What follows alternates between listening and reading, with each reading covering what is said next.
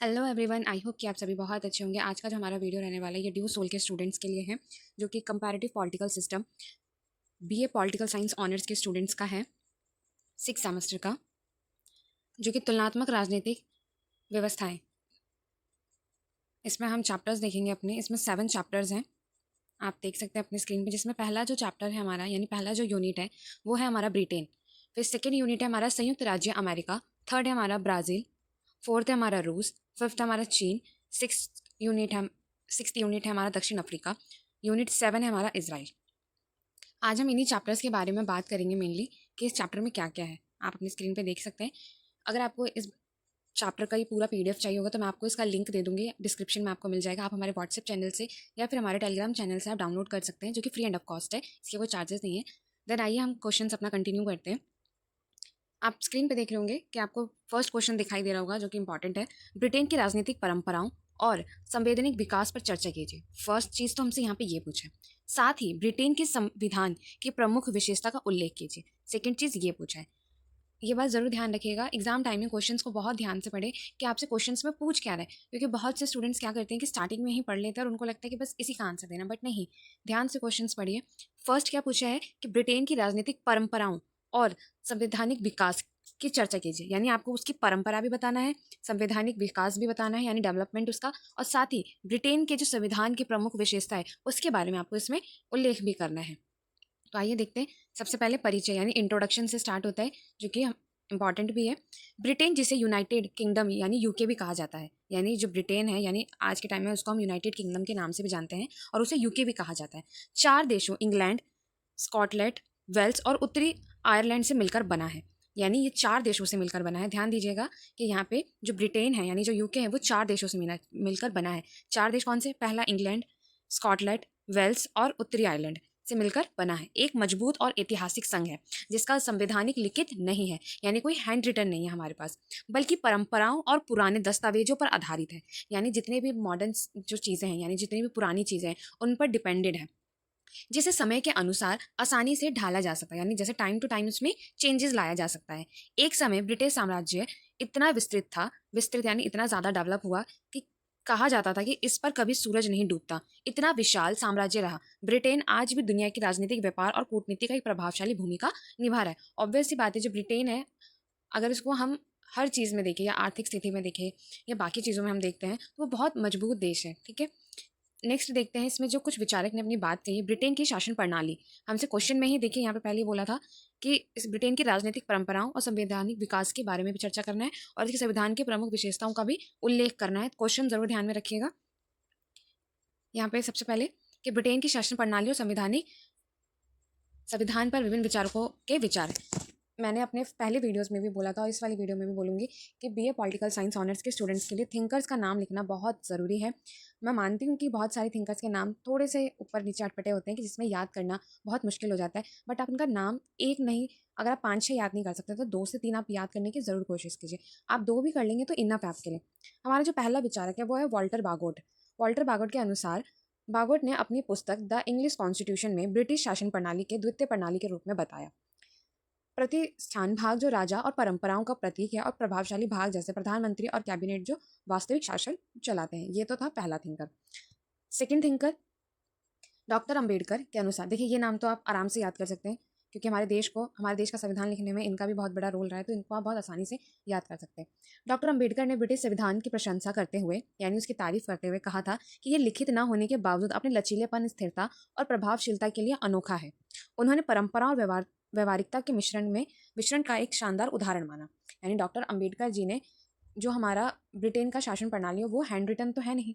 अगर आपने class 11th में भी पॉलिटिकल साइंस पढ़ा होगा तो उसमें भी बताया गया है कि जो डॉक्टर अंबेडकर है, जो ब्रिटेन का जो संविधान है वो लिखा हैंड रिटन नहीं है। जैसे हमारे पास हमारा जो इंडिया का संविधान है वो हैंड रिटन है, बट इसमें हमारा जो इसका जो ब्रिटेन का संविधान है वो हैंड रिटन नहीं है, इसलिए इसको लचीलापन, स्थिरता और प्रभावशीलता की बात की गई है। ठीक है। सेकेंड, कि ब्रिटेन का राजनीतिक और संवैधानिक विकास, जो कि आपके क्वेश्चन में बताया गया है कि ब्रिटेन का राजनीतिक और संवैधानिक विकास। ब्रिटेन की राजनीतिक परंपराओं और उसका संवैधानिक विकास दुनिया की सबसे पुरानी और असरदार व्यवस्थाओं में से एक है। ये व्यवस्थाओं लोकतांत्रिक विचारकों, ऐतिहासिक घटनाओं और परंपराओं का ऐसा मेल है जिसने ब्रिटेन को एक मजबूत आधुनिक संवैधानिक राजतंत्र तथा संसदीय लोकतंत्र में बदल दिया है, जिससे यह प्रणाली आज भी स्थिर है, मजबूत है और दुनिया के लिए एक प्रेरणादायक बन गई है। ठीक है। फिर इसमें कुछ पॉइंट्स हैं जिनके बारे में आप PDF डाउनलोड करने के बाद आप पढ़ लीजिएगा। मेगा कार्टा जो कि 1215 में गौरव में क्रांति जो कि 1688 में हुआ था, और बिल ऑफ राइट्स इसमें लिखा गया। आप इसको अच्छे से पढ़िएगा, इसमें काफ़ी डिटेल्स में चीज़ें बताई गई हैं। थर्ड है आपका सुधार अधिनियम या फिर रिफॉर्म एक्ट, संसदीय लोकतंत्र का शक्तिकरण। फिर इसके बाद है ब्रिटेन के संविधान की प्रमुख विशेषता, जो कि हमें क्वेश्चन में भी बोला था। तो पहला है अलिखित लेकिन व्यवस्थित संविधान, लिखा नहीं गया है मगर व्यवस्थित जरूर है। सेकेंड है हमारा संसद की सर्वोच्चता, लचीला संविधान। फोर्थ है संवैधानिक राजतंत्र। इसके बाद हमारा फिफ्थ पॉइंट है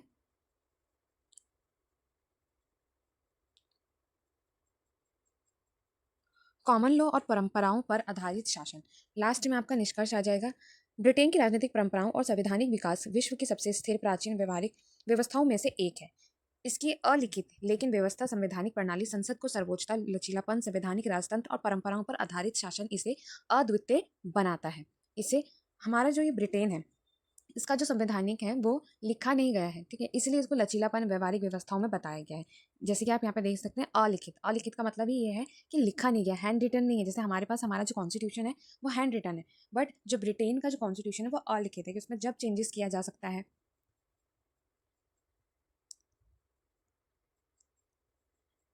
सेकेंड क्वेश्चन है संयुक्त राज्य अमेरिका की राजनीतिक परंपराओं और संवैधानिक विकास का विश्लेषण कीजिए। यानी कितने यहाँ तक में दो चीज़ पूछ लिया आपसे। पहला कि संयुक्त राज्य अमेरिका की राजनीतिक यानी पॉलिटिक्स जो परंपरा है और संवैधानिक विकास का विश्लेषण करना है। अगला कि अमेरिका संविधान की प्रमुख विशेषता पर प्रकाश डालिए। दो चीज़ इसमें आपसे पूछ लिया है। सबसे पहले सेम आपको वही इंट्रोडक्शन देना है आपको इसके बारे में। आइए इंट्रोडक्शन देते हैं। संयुक्त राज्य अमेरिका का संविधान विश्व का सबसे पुराना लिखित संविधान है। ब्रिटेन का अलिखित है और संयुक्त राज्य अमेरिका का लिखित संविधान है, जिससे आधुनिक लोकतंत्र की नींव रखी गई। 1787 में फिलाडेल्फिया सम्मेलन में तैयार और 1788 में लागू हुआ। हमारा जो कॉन्स्टिट्यूशन, इंडिया का जो कॉन्स्टिट्यूशन है वो 1947 में बनाया गया और 1950 में उसको लागू किया गया। ठीक इसी तरीके से यहाँ पर भी बताया गया है कि 1787 में यानी 1787 में कॉन्स्टिट्यूशन बनाया गया। ठीक है। फिर इसके बाद 1788 में यानी 1788 में इसको लागू किया गया।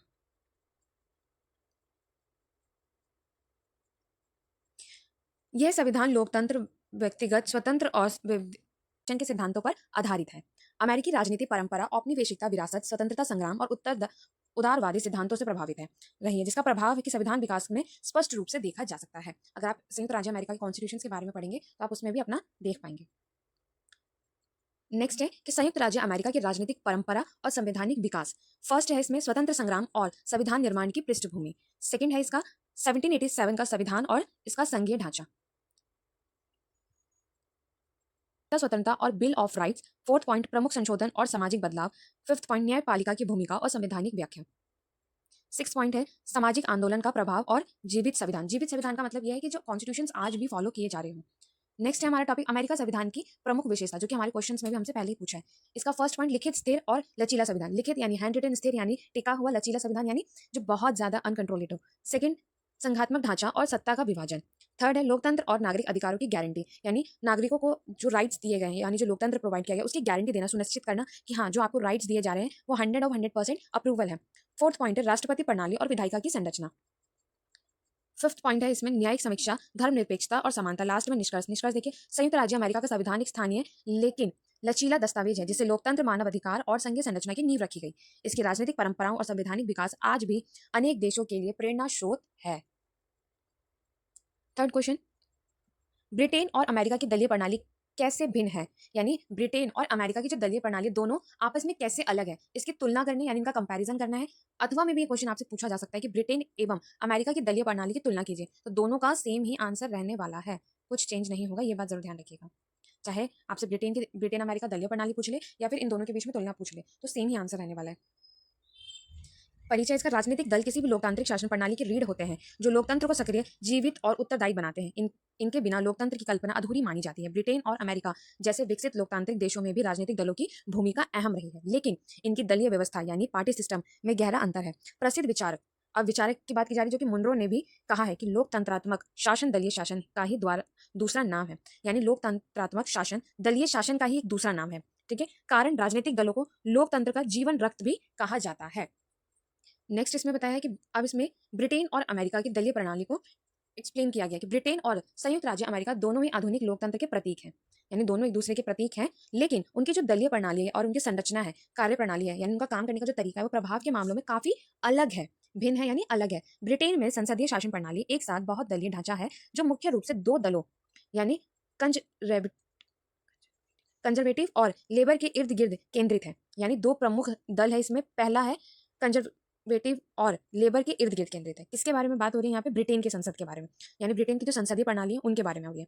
दूसरा हमारा अब होता है अमेरिका का शुरू, कि अमेरिका में राष्ट्रपति शासन प्रणाली के साथ ही एक मजबूत द्विदलीय प्रणाली है जिसमें डेमोक्रेटिक और रिपब्लिकन दल प्रभुत्व रखते हैं, यानी अमेरिका में डेमोक्रेटिव और रिपब्लिक है और ब्रिटेन में कंजर्वेटिव और लेबर के इर्द गिर्द केंद्रित है। ठीक है, दोनों याद रखिएगा।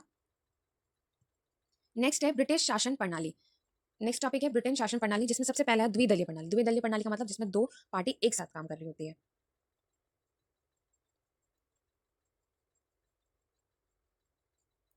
इसके बाद कठोर दलीय अनुशासन, थर्ड है हमारा नेतृत्व का महत्व, फोर्थ है हमारा केंद्रीकरण। इसके बाद अमेरिका की दलीय प्रणाली। अब हम हमसे एक क्वेश्चन पूछा था इसी में ही कि अमेरिका और ब्रिटेन की दलीय प्रणाली के बारे में भी बताना है, हमें उनकी तुलना भी करनी है। तो सबसे पहले अमेरिका की बात करते हैं कि अमेरिका दलीय प्रणाली कैसी है। मजबूत दो दलीय प्रणाली, जो कि मैंने अभी ही आपको जस्ट बताया था कि इसमें दो दलीय प्रणाली है जो कि डेमोक्रेटिक पार्टी और रिपब्लिकन पार्टी है। ये आप जो है अगर ब्रिटेन वाले में भी ऐड करना चाहे तो मजबूत दो दलीय प्रणाली, तो ये आप ब्रिटेन वाले में भी ऐड कर सकते हैं क्योंकि उसमें भी था। सेकंड, कम सख्त दलीय अनुशासन। थर्ड है राज्यों पर केंद्रित से ज्यादा शासन पर जोर देना। इसके बाद फोर्थ पॉइंट है आपका विचारों से लचीलापन और विविधता। फिफ्थ पॉइंट है आपका व्यक्तिगत आधारित राजनीतिक। नेक्स्ट हमारा ब्रिटिश बनाम अमेरिका दलीय प्रणाली तुलनात्मक अध्ययन। अब इनमें हमें कंपैरिजन भी बताना है। तो सबसे पहले हम इनकी विशेषता, ब्रिटिश दलीय प्रणाली और अमेरिका दलीय प्रणाली, क्योंकि बताना तो भाई हमें इनका ही है ना, तो हम ब्रिटिश और अमेरिका का एक चार्ट बनाएंगे जिसमें हम बताएंगे दलों की संख्या, भाई ब्रिटिश में भी दो है और अमेरिका में भी दो है। अनुशासन, वे दलों की सत्ता, अनुशासन और सभी सदस्य नेतृत्व में बात मानते हैं, मगर इसमें अनुशासन कम है, सदस्य स्वतंत्र रूप से सोच सकते हैं, उनके सोचने पे कोई रोक टोक नहीं है। अब बात की जाएगी केंद्रीकरण की। दल का नियंत्रण केंद्रीय नेतृत्व के पास होता है और ठीक इसी में ज्यादा विकेंद्रीकरण राज्य स्तर पर भी निर्णय लिए जाते हैं। फोर्थ आता है चुनाव प्रणाली यानी वोट। संसदीय प्रणाली, संसदों से प्रधानमंत्री चुना जाता है। जस्ट इसका अपोजिट है यहाँ पे राष्ट्रपति प्रणाली, सीधे राष्ट्रपति के लिए मतदान होता है। जैसे हमारे इंडिया में हम राष्ट्रपति को डायरेक्ट नहीं चुन सकते, हमारे जो चुने हुए नेता हैं वही आगे चल के उनको चुनते हैं, बट इसमें क्या है कि राष्ट्रपति को डायरेक्ट चुना जा सकता है। विचारधारा में अंतर यानी थॉट्स में किस तरीके से डिफरेंस है। आमतौर पर आर्थिक और सामाजिक मुद्दों पर समानता रहती है, पर अमेरिका वालों में दोनों बड़े दलों की विचारधारा में साफ अंतर होता है। यानी अगर बात मैं ब्रिटिश की करूं, ठीक है, अगर मैं बात ब्रिटिश की करूं उसमें भी आपको डिफरेंस देखने को मिलेगा, और बात में अगर अमेरिका की करूं तो आपको उसमें भी डिफरेंस देखने को मिलेगा। अगर चैनल पे आप नए हैं तो चैनल को सब्सक्राइब जरूर कर लीजिएगा। बुक्स अगर ये आपको नोट्स चाहिए होंगे तो आपको डिस्क्रिप्शन में आपको लिंक दे दिया जाएगा, आप वहां से आसानी से डाउनलोड कर सकते हैं। आइए टॉपिक पे देखते हैं निष्कर्ष पे। इसमें निष्कर्ष में क्या कहा है? ब्रिटिश दलीय प्रणाली अधिक अनुशासित, केंद्रित और स्थिर है, जहां पार्टी नेतृत्व का नियंत्रण स्पष्ट होता है। वहीं अमेरिका दलीय प्रणाली विचारधारा आधारित प्रचार केंद्रित और स्वतंत्र चरित्र वाली है, जहां व्यक्ति की भूमिका अधिक होती है। दोनों प्रणाली लोकतंत्र अपने अपने तरीकों को मजबूत करती है, यानी अपना अपना जो तरीका है उनको मजबूत करने में लगी रहती है। फोर्थ क्वेश्चन है हमारा, ब्राजील के संवैधानिक विकास का इतिहास किन राजनीतिक और सामाजिक संघर्षों का प्रतीक है? यानी ब्राजील के संवैधानिक विकास यानी डेवलपमेंट और सामाजिक संघर्ष का प्रतीक है। ब्राजील के संविधान की प्रमुख विशेषताओं का विश्लेषण कीजिए। सबसे पहले इसका आप सेम इंट्रोडक्शन देंगे। इंट्रोडक्शन देने के बाद ब्राजील का संविधान क्या कहता है आप उनके बारे में देखेंगे। इसके बाद इसमें कुल 250 यानी 250 आर्टिकल्स यानी अनुच्छेद हैं, जिन्हें 9 शीर्षक यानी 9 टाइटल्स में बांटा गया है। यह संविधान लोकतंत्र, मानव अधिकार की संघीय व्यवस्था की नींव रखता है। ठीक है, इसके बाद ब्राजील संवैधानिक विकास में राजनीतिक और सामाजिक संघर्ष। सबसे पहला राजा का संविधान, गणराज्य का नया संविधान। तीसरा वर्गास और तानाशाही।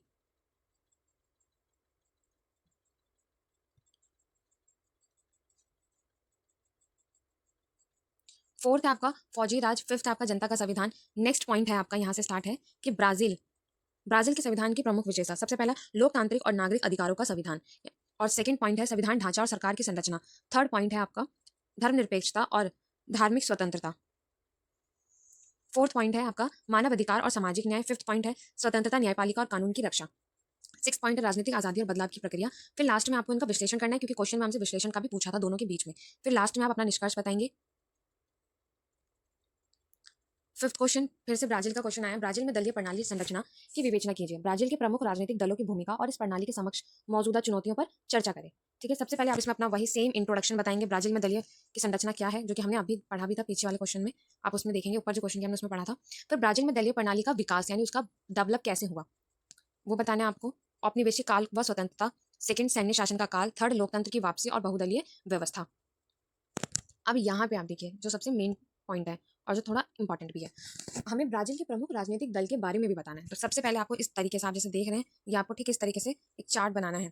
ठीक है, कोशिश कीजिएगा कि आपको याद हो जाए, अगर नहीं होता है तो ठीक है चलेगा, बट कोशिश कीजिएगा कि याद हो जाए, क्योंकि अभी लास्ट सेमेस्टर है, जो बच्चे थर्ड ईयर का कॉलेज कर रहे हैं उनके लिए लास्ट है, तो लास्ट सेमेस्टर में अच्छे मार्क्स अचीव करना बहुत ज़्यादा जरूरी है। तो जितना आप अट्रैक्टिव लिख सकते हैं ताकि टीचर को लगे कि हाँ भाई बच्चे ने पढ़ाई की है। नेक्स्ट है ब्राजील के प्रमुख राजनीतिक दल, जिसमें वर्कर्स पार्टी, पीएसडीबी, डेमोक्रेटिक पार्टी जो कि हमने अभी पढ़ा था अमेरिका के दो दलीय पार्टी में पहला है, जिसमें सोशलिस्ट पार्टी और रिपब्लिकन पार्टी जो कि ब्रिटेन का है।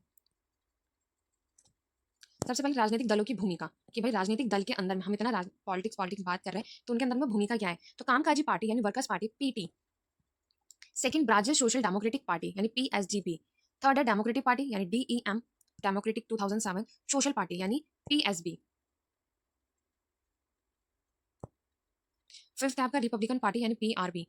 नेक्स्ट है आपका ब्राजील की दलीय प्रणाली के समक्ष चुनौतियां। अब भाई जो ब्राजील की दलीय प्रणाली है उनमें चुनौतियां भी सामना करना पड़ता होगा उनको, तो उसमें हम अपना पहला पॉइंट देखते हैं कि अस्थिरता और गठबंधन की राजनीति, सेकंड हमारा भ्रष्टाचार, थर्ड है हमारा राजनीतिक विचारधारा में बदलाव, कि राजनीति के अंदर में थॉट्स को लेकर क्या क्या चेंजेस आए, फोर्थ है हमारा जनता की भागीदारी में कमी,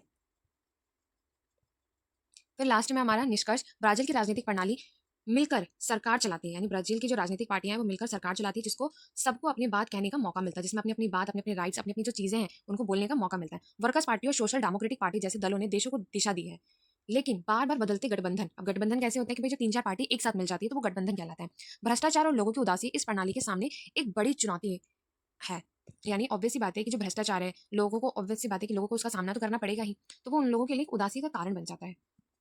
सिक्स क्वेश्चन है रूस की दलीय प्रणाली को समझाइए। फर्स्ट चीज आपसे यही पूछा है कि रूस की दलीय प्रणाली को समझाना है और इसके प्रमुख विशेषता का विश्लेषण भी करना है। सेकंड आपसे अथवा में भी पूछे कि रूस की प्रमुख राजनीतिक दलों की भूमिका और उनके प्रभाव पर चर्चा कीजिए। सेम चीज आपको सबसे पहले आपको परिचय लिखना है, फिर रूस की दलीय प्रणाली के बारे में आपको बताना है, फिर रूस की दलीय प्रणाली की प्रमुख विशेषता क्या क्या है, इनमें क्या क्या चीजें आपको डिफरेंस देखने को मिला आपको वो बताना है।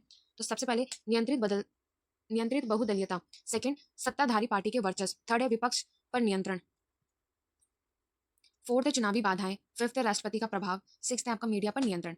अब आया हमारा रूस के प्रमुख राजनीतिक दल, सबसे पहले यूनाइटेड एशिया, फिर सेकंड है हमारा केपीआरएफ, एलडीपीआर थर्ड, जस्ट एशिया, ये है हमारा फोर्थ। अब इनकी विचारधारा क्या कहती है वो भी देख लेते हैं। यूनाइटेड एशिया जो कि 2001 में, उनकी विचारधारा है कि राष्ट्रवाद, रूढ़िवादी मूल्य, राजनीतिक स्थिरता। केपीआरएफ का विचारधारा है मार्क्सवादी, लेनिनवाद और मूल्य समाजवादी। एलडीपीआर का जो कि 1991 में, केपीआरएफ का 1993 है और एलडीपीआर का 1991 है। दक्षिणपंथी राष्ट्रवादी पारंपरिक रूसी मूल्य। और 2006 जिसमें जस्ट एशिया, इसकी विचारधारा समाजवादी, लोकतांत्रिक, सामाजिक न्याय के बारे में बताया गया है।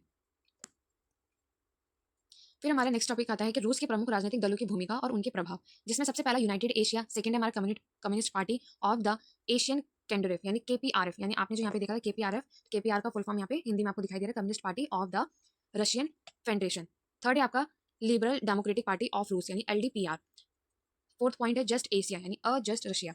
लास्ट में आपको निष्कर्ष बताना है इसमें कि रूस में कई राजनीतिक दल हैं लेकिन सत्ता ज्यादातर यूनाइटेड एशिया पार्टी के पास है। रूस में राजनीतिक दल तो है लेकिन जब बात सत्ता की जा रही है यानी पावर की जा रही है तो किसके पास है, यूनाइटेड एशिया के पास है। विपक्ष को चुनावों में काफी चुनौतियों का सामना करना पड़ता है। राष्ट्रपति का बहुत बड़ा प्रभाव है और मीडिया भी सरकार के हाथ में, जिसे विपक्ष अपने विचारों को रखने में मुश्किल होता है।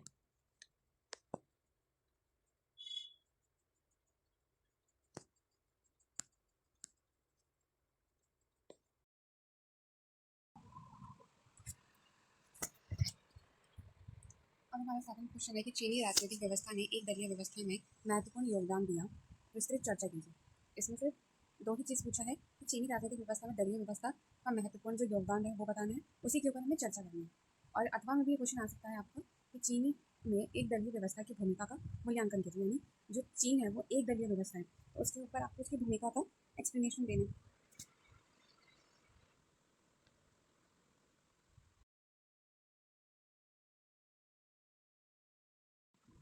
सबसे पहले हम अपना इंट्रोडक्शन देंगे जो कि हमने पहले ही सभी मैंने क्वेश्चन में बताया है। सबसे पहले परिचय लिखेंगे, उसके बाद देखेंगे कि यहाँ पे क्या बताया कि चीन की राजनीतिक परंपरा और संवैधानिक जो विकास है यानी जो डेवलप है, हम उनके बारे में बताएंगे। ठीक है, सबसे पहले 1949 में जनवादी गणराज्य चीन की स्थापना हुई, यानी चीन के अंदर में जो जनवादी गणराज्य है वो कब बना? 1949 में। ठीक है, उसके बाद 1954 में पहला संविधान लागू हुआ। अब यहाँ पे ज़रा ध्यान से देखिएगा कि जो 1949 है उसमें गणराज्य बना, पहला संविधान कब लागू हुआ? 1954 में। इसके बाद जो लंबी छलांग जो असफलता की थी वो हुई 1958 में, जस्ट इसके अपना पहला संविधान लागू करने के ठीक 4 साल बाद। फिर उसके बाद 1978 में देंग शियाओपिंग के सुधार में काम किया गया। ठीक है, 1949 में सबसे पहले गणराज्य बना, 1954 में पहला संविधान लागू किया गया, 1958 में एक बड़ी छलांग लगाई गई जो कि एक असफलता का रूप माना जाता है। फिफ्थ पॉइंट है 1982 में एक नया संविधान बनाया गया। फिर 1990 से लेकर 2000 तक इसमें आर्थिक उदारीकरण निभर कर सामने आया। फिर 2018 में शी जिनपिंग का विकेंद्रीकरण हुआ। शी जिनपिंग के नेतृत्व में 2018 में संविधान संशोधन हुआ जिसमें राष्ट्रपति कार्यकाल की सीमा हटाई गई, यानी जो राष्ट्रपति को लेकर जो सीमा थी उनको हटा दी गई, और फिर केंद्रीकरण नेतृत्व मॉडल को और भी मजबूत किया गया। चीनी राजनीतिक व्यवस्था का एक दलीय व्यवस्था में महत्वपूर्ण योगदान, जो कि ये रहा। चीनी दलीय व्यवस्था की संरचना, सबसे फर्स्ट पॉइंट हमारा है चीनी दलीय की व्यवस्था की संरचना। इसके बाद सेकंड पॉइंट है हमारा चीनी दलीय प्रणाली, जो कि सेकंड है राजनीतिक राष्ट्रीय जन कांग्रेस यानी एनपीसी, थर्ड पॉइंट हमारा। फोर्थ पॉइंट दलीय व्यवस्था की आलोचना और चुनौतियां, फिफ्थ पॉइंट हमारा उपलब्धि और भविष्य की भावनाएं, लास्ट में हमारा निष्कर्ष। निष्कर्ष थोड़ा सा आप ध्यान से देखिएगा। चीन की राजनीतिक व्यवस्था एक सत्तावादी और केंद्रीकृत प्रणाली है जिसमें चीनी कम्युनिटी पार्टी यानी सीसीपी यानी चीनी कम्युनिटी पार्टी का पूरा नियंत्रण है। बाकी आप आगे देख लीजिएगा। क्वेश्चन नंबर 8, दक्षिण अफ्रीका के राजनीतिक, सामाजिक और आर्थिक आयामों का अध्ययन करें। फर्स्ट क्वेश्चन राजनीतिक सामाजिक, और सेकंड आर्थिक आयाम, थर्ड इससे समाज और आर्थिक जो अर्थव्यवस्था है उस पर कैसा प्रभाव पड़ा वो, थर्ड तीन चीज़ बताना है इस क्वेश्चन के अंदर में, ये ध्यान जरूर रखिएगा। कितना? थर्ड चीज, तीन चीज़ बताना आपको। सबसे पहले इंट्रोडक्शन यानी परिचय आ जाएगा, जो कि मैं पहले भी बता चुकी हूँ। परिचय में सबसे ज़्यादा मेन है, कोई भी क्वेश्चन अटैम्प्ट करने के लिए परिचय जरूर लिखें। फिर आप क्वेश्चन को ढंग से देखिए, क्वेश्चन पूछ क्या रहा है। आइए इसमें देखते हैं कि दक्षिण अफ्रीका की राजनीति। सबसे पहला पॉइंट है आरंभिक संविधान और नेतृत्व हुकूमत। सेकंड रंगभेद, युग और असमानता संविधान, जो कि 1961 से 1983 तक रहा। इसके बाद लोकतंत्र की जोर और बदलाव, जो कि 1990 से लेकर 1994 तक रहा। फोर्थ पॉइंट है इसका 1996 का संविधान और लोकतांत्रिक व्यवस्था, जिसमें संघीय ढांचा, केंद्र सरकार और राज्य सरकार वाली शासन प्रणाली, स्वतंत्र न्यायपालिका और 11 भाषाओं का अधिकार मिला। किसको? संविधान की लोकतांत्रिक व्यवस्था को। ठीक है, नेक्स्ट है दक्षिण अफ्रीका के सामाजिक आयाम, यानी दक्षिण अफ्रीका के जो सामाजिक आयाम है वो कौन कौन से? पहला नस्लीय विविधता और वर्गीकरण, दूसरा रंगभेद, तीसरा शिक्षा में समानता और गतिशीलता, फोर्थ सामाजिक एकता और पहचान की चुनौती। फिर इसके बाद आता है दक्षिण अफ्रीका के आर्थिक आयाम, कौन कौन से थे? तो आर्थिक समानता और गरीबी सबसे ज़्यादा महत्वपूर्ण। अगर आर्थिक आयाम की बात की जाए तो उसमें आर्थिक समानता सबसे पहले, बेरोजगारी, औद्योगिकरण की सीमाएं, भूमि सुधार और संपत्ति वितरण, ये तीन पॉइंट जो है बहुत ज़्यादा मेन है। फोर्थ वाला जो है हमारा आर्थिक सशक्तिकरण और आगे की चुनौतियाँ। नेक्स्ट पॉइंट है हमारा इसका विश्लेषण, समाज और अर्थव्यवस्था पर पड़े व्यापार के प्रभाव, यानी कैसा इसमें प्रभाव पड़ा। सबसे पहले ऐतिहासिक भेदभाव ने असमान समाज की नींव रखी।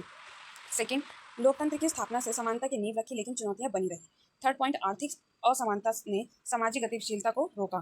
फोर्थ, नीतियां बनी पर उनका प्रभाव कैसा रहा उसके बारे में। लास्ट में आपका निष्कर्ष आ जाएगा। क्वेश्चन नंबर 9, दक्षिण अफ्रीका में दलीय प्रणाली का ऐतिहासिक परिप्रेक्ष्य लिखिए। किसका लिखना है? दक्षिण अफ्रीका का।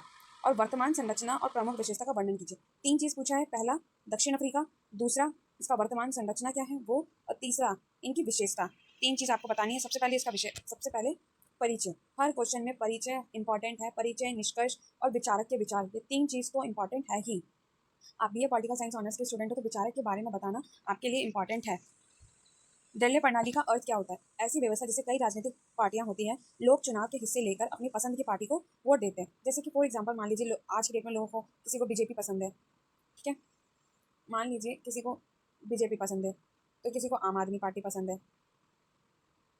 ठीक उसी तरीके से बात हो रही है कि हम जिस पार्टी को पसंद करते हैं हम उनको वोट दे देते हैं, वह पार्टी सरकार बनाती है। अब यह प्रणाली ज़्यादातर लोकतांत्रिक देश में होता है जहां जनता को वोट देने का अधिकार होता है, जैसे कि अपने देश के अंदर में है।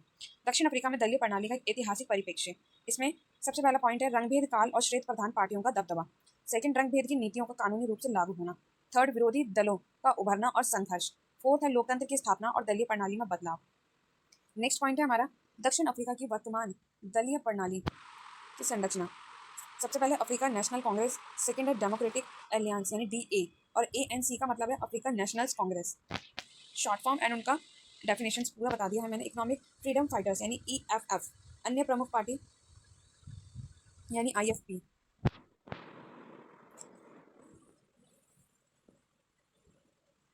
इसके बाद दक्षिण अफ्रीका की दलीय प्रणाली की प्रमुख विशेषता बताया है। फिर कई पार्टियों की चुनावी भागीदारी लेकिन एक पार्टी का दबदबा। सेकंड, जातीय और क्षेत्रीय प्रतिनिधित्व। थर्ड, अनुपाती प्रतिनिधित्व प्रणाली। फोर्थ है युवाओं और महिलाओं की भागीदारी। लास्ट पॉइंट है आपका निष्कर्ष। परिचय से स्टार्ट करना है, निष्कर्ष पे खत्म करना है।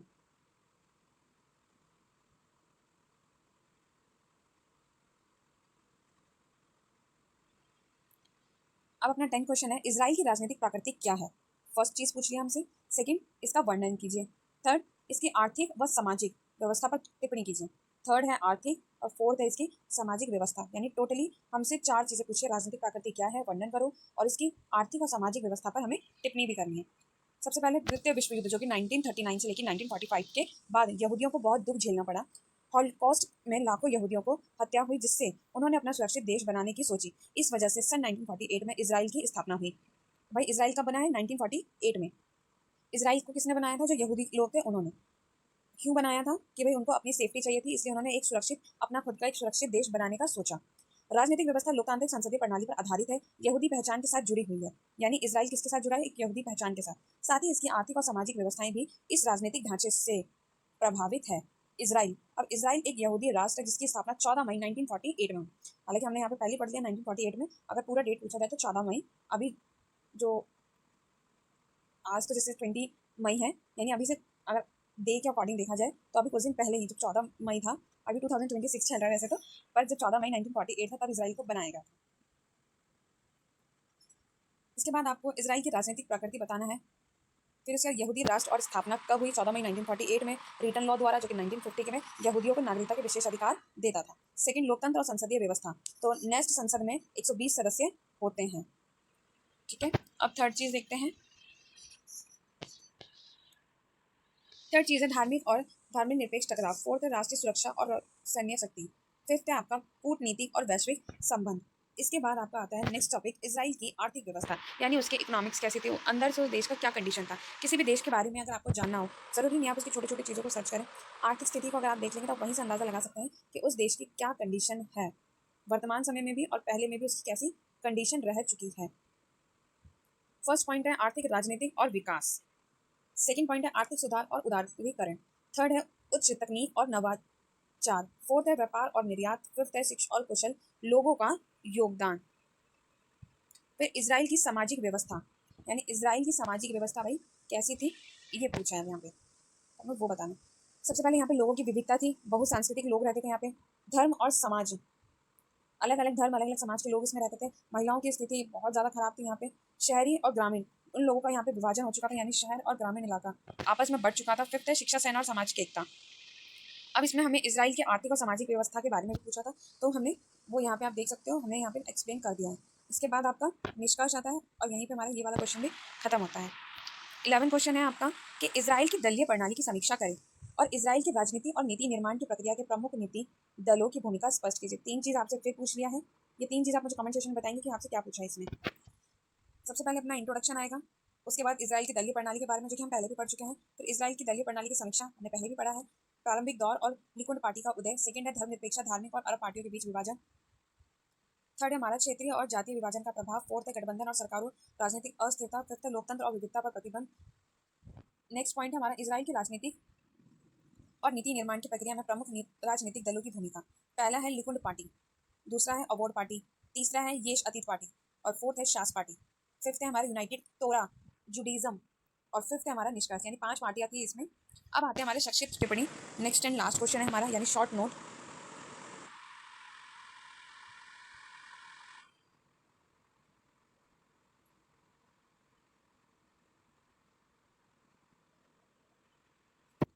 अब जो कि हमारा शॉर्ट नोट्स है, सबसे पहले हम इसमें बात करेंगे कि एकात्मक शासन प्रणाली के बारे में। फिर ब्राज़ील की चुनाव प्रणाली, रूस के संविधान का विकास, और फोर्थ है दक्षिण अफ्रीका की चुनावी प्रणाली। तो भी इंपॉर्टेंट है शॉर्ट नोट। देखते हैं अब फर्स्ट हमारा एकात्मक शासन प्रणाली। सबसे पहले सेम एज इट इज, सबसे पहले परिचय, हम एकात्मक शासन प्रणाली के बारे में पढ़ रहे हैं। इसके बाद जो विभिन्न विद्वान थे यानी जो विचारक थे जिन्होंने अपनी विचार अपनी भावना प्रस्तुत की थी, हमें उसके बारे में बताना है। जैसे फाइनर के शब्दों में एकात्मक शासन वह शासन है जिसमें संपूर्ण सत्ता शक्ति केंद्र में निहित होती है और जिसकी इच्छा एक अभिकरणपूर्ण क्षेत्र पर वेद रूप से मान्य होता है। ऐसा किसका मानना है? फाइनर का मानना है, उन्होंने अपने शब्दों में बताया है। अब डाइसी के शब्दों में देखते हैं। डाइसी आप देख सकते हैं, ये डाइसी है। एकात्मक राज्य में कानून बनाने की समाज शक्ति और केंद्रीय सत्ता के हाथों में निवास करती है। ये किसके विचार है? डाइसी के। ब्रिटिश के संदर्भ में एकात्मक शासन प्रणाली, ब्रिटेन एकात्मक शासन प्रणाली में इसकी विशेषता कुछ इस प्रकार है। सबसे पहले शक्तियों का विकेंद्रीकरण यानी शक्तियों का बंटवारा, विकेंद्रीकरण यानी बंटवारा, संसदीय सर्वोच्च लचीलापन यानी फ्लेक्सिबिलिटी, फोर्थ है कानून की सर्वोच्चता। फिर नेक्स्ट क्वेश्चन है ब्रिटेन की एकात्मक शासन प्रणाली की सीमाएं यानी लिमिटेशंस।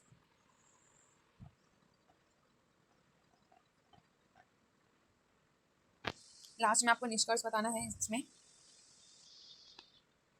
नेक्स्ट आता है ब्राजील की चुनाव प्रणाली। ब्राजील के बारे में हम पहले भी ऊपर में पढ़ चुके हैं, तो आप उनकी प्रणाली के बारे में आप खुद भी बता सकते हैं। यहाँ पे देख सकते हैं किस तरीके से कॉलम बना के एक्सप्लेन कर रखा है चीज़ों को। अगर आप चैनल पर नए हैं तो चैनल को सब्सक्राइब जरूर कर लीजिएगा। अगर आपको ये नोट्स का PDF चाहिए होगा तो आपको डिस्क्रिप्शन में लिंक दे दिया जाएगा, आप वहाँ से डाउनलोड कर लीजिएगा। थर्ड है हमारा रूस का संविधान और उसका विकास, ये भी हमने ऊपर में पहले ही पढ़ लिया है, तो आप नीचे देख लीजिएगा PDF डाउनलोड करके। अगर आप चैनल पर नए हैं तो चैनल को सब्सक्राइब करना ना भूलें। वीडियो को like comment share and subscribe जरूर करें।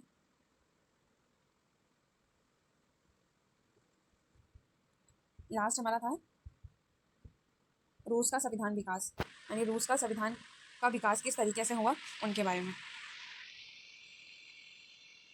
लास्ट में आपको निष्कर्ष लिख के बताना है इनके बारे में। अब इन चैप्टर्स के बारे में सबसे पहले मेन बात ये करते हैं कि इसमें बहुत सारे पॉइंट आए हैं। मुझे पता है अभी कमेंट सेक्शन में आप ये बोलने भी वाले हो, अगर नहीं भी बोलोगे कि इतने सारे पॉइंट्स हैं कैसे लिखें कैसे याद करें, ज़रूरी नहीं है कि आप सारे के सारे पॉइंट्स ही लिखो। ऐसा इतना भी वो नहीं है कि आप सारे पॉइंट लिखो ये तो ही आपको होगा। आप अगर कम पॉइंट भी लिखते हो, जैसे लाइक आपको 6 पॉइंट दिया है तो कम से कम आप 4 पॉइंट याद कर लीजिए ताकि आपको अच्छे नंबर मिल सके। सब BA पॉलिटिकल साइंस ऑनर्स के स्टूडेंट्स के लिए मैं ये बात ज़रूर कहूँगी कि आप कुछ करें या ना करें, हर क्वेश्चंस में, हर क्वेश्चन मतलब चाहे XYZ कुछ भी क्वेश्चन दिया जाए, आपको विचारक के बारे में आपको ज़रूर अपने क्वेश्चन में एक्सप्लेन करना है कि कौन से थिंकर ने क्या बात बोली है, क्या एक्सप्लेनेशन क्या है। अगर एक्सप्लेनेशन आपको याद नहीं भी है, एटलीस्ट थिंकर का नाम याद हो। अंदर में आपका कोई आंसर चेक करने नहीं जा रहा, किसी के पास इतना टाइम नहीं होता, पर थिंकर का नाम अच्छे से याद होना चाहिए आपको। आई होप कि आपको ये वीडियो बहुत अच्छी लगी हो। अगर वीडियो ज़रा सी भी अच्छी लगी हो तो प्लीज़ वीडियो को लाइक ज़रूर कीजिएगा। अगर चैनल पर नए हैं तो सब्सक्राइब करना ना भूलें। आपको ये PDF का लिंक दे दिया जाएगा डिस्क्रिप्शन में, आप वहाँ से डाउनलोड कर लीजिएगा। व्हाट्सएप या टेलीग्राम पे लिंक दिया जाएगा, वहाँ से डाउनलोड कर लीजिएगा। Thanks for watching my video, bye bye, take care.